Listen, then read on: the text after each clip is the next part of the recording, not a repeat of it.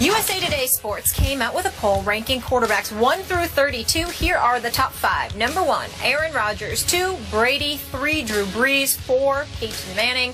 And rounding out the top 5, Andrew Luck. A-Rod, ahead of Brady. How about them apples? Stephen A. Smith, did they get it right? Well, of course they did. It depends on the it depends on the category. It depends on the category. If you're talking about accomplishments, obviously not. Tom Brady's a 4-time Super Bowl champion. That is not to be questioned. His greatness is not to be questioned.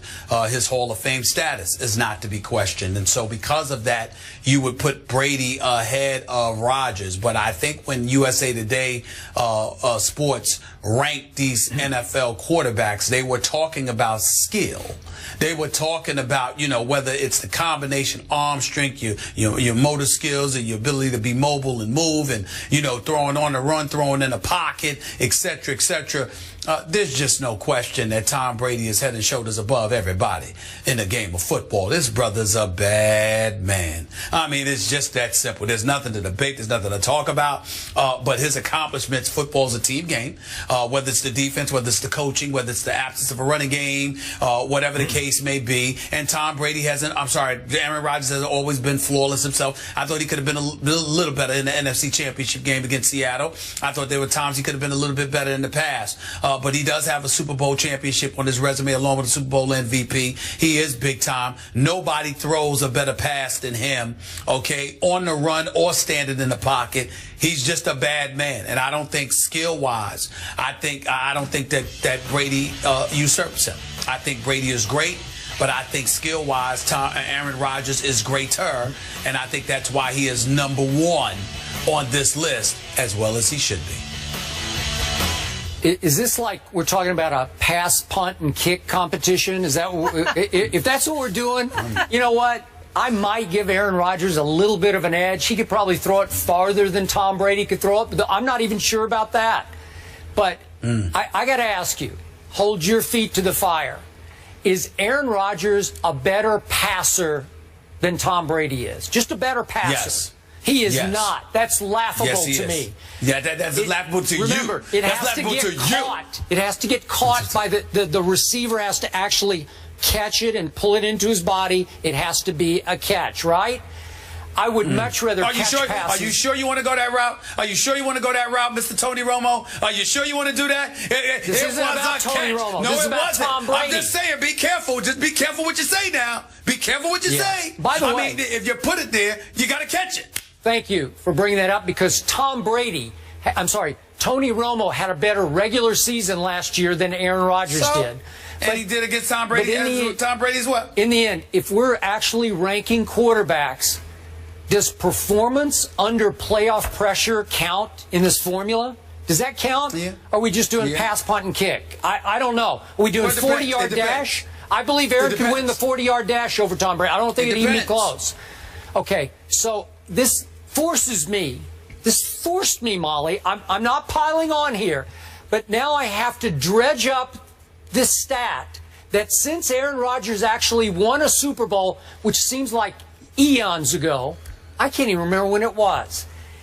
Aaron Rodgers is 2-4 in the playoffs since he won a Super Bowl. And by the way, just for the record, speaking of Tony Romo and company, Aaron Rodgers was very lucky he didn't fall to 1-5, or at least 1-4 at that point in the playoffs, because I'm going to say it one more time. That was a catch. You know it, and I know that was a catch. And Aaron Rodgers was in grave danger of losing a home playoff game to my Dallas Cowboys in the round before he went to Seattle and stunk it up against the Seattle Seahawks.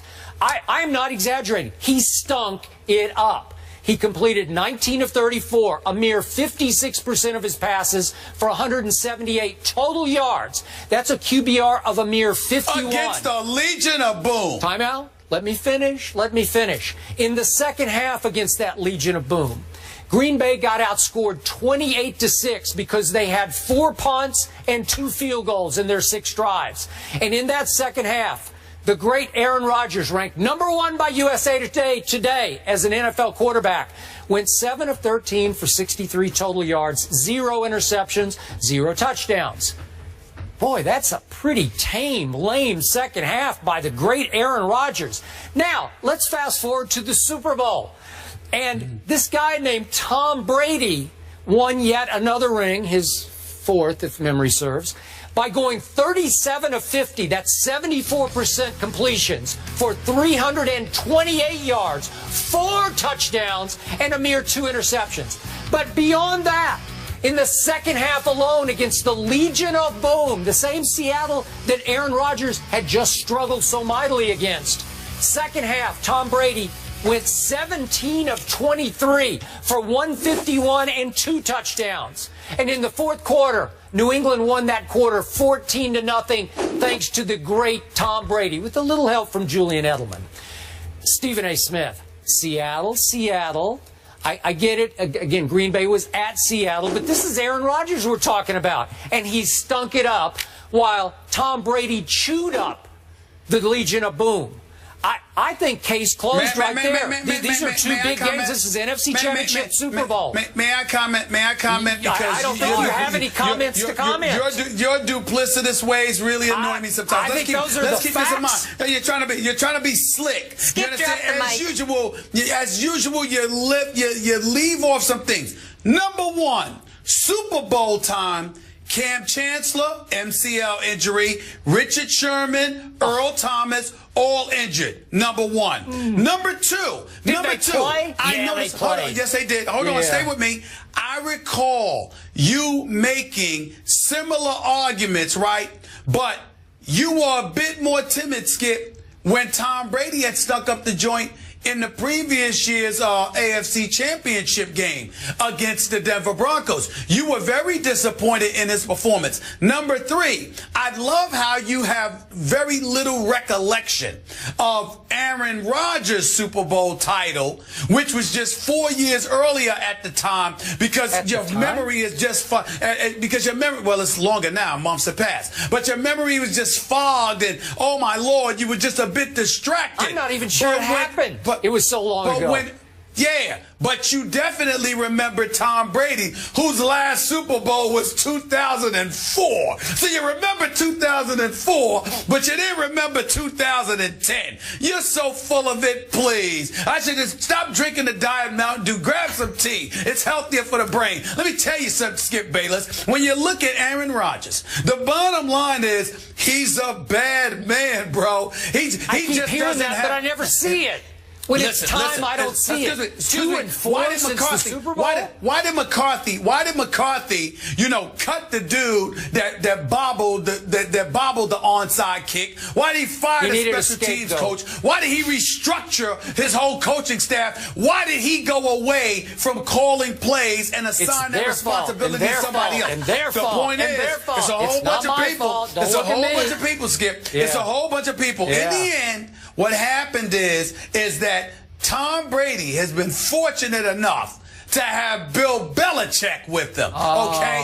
Whereas Aaron Rodgers, even though I respect the heck out of McCarthy, the bottom line is Aaron Rodgers isn't in the same situation. Yeah, I get it. Some of it is. You know what? Some of it is. You're right. Tom Brady did stink it up at Peyton Manning a year before, but he righted the wrong. He came through. I know that. Hey, he did. Hey, he did. But I'm saying you didn't bring that up. Yeah, but it was as great a second half quarterback performance as I have ever seen in a Super Bowl. It was sensational against the Legion of Boom, who I don't know how they did it, but they limped through that game against Aaron Rodgers. He should have just picked them to pieces because they were already beat up. They're already limping around. Richard Sherman's already got some issues going on physically. Cam's already got his knee going on. But in the second half, 7 of 13 for Aaron Rodgers. Really?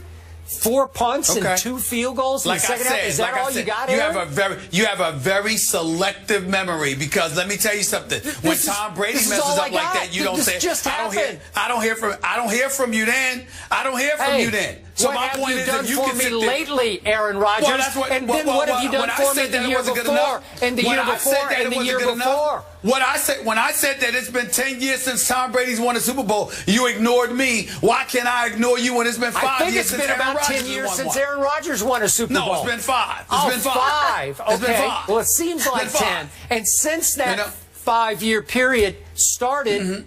Wait. He's lost 4 playoff games and nearly lost a 5th one to my Dallas Cowboys? Really? You got to have a team. Oh. You got to have a team. So wait, these rankings are just about the regular season, and they're just rankings in a vacuum. Who's got the stronger arm and who's faster? It's about talent.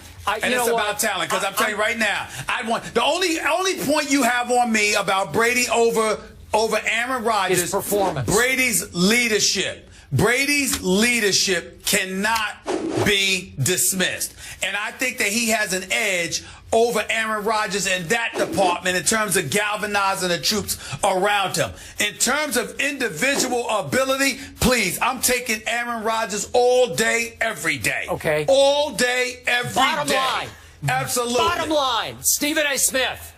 If it's the 4th quarter of a tie game in the Super Bowl, do you want Aaron Rodgers at quarterback or Tom Brady quarterback in your team? I want Aaron Rodgers. You do not. I want Aaron Rodgers. That's a lie. I want a lie detector test. Oh, yes, I do. Oh, yes, I do. You do not. Aaron Rodgers is a bad man. You know it. Yes, I do. And listen, Aaron Rodgers will go down as better than Brett Favre. Aaron Rodgers, talent-wise, is better than Tom Brady right now.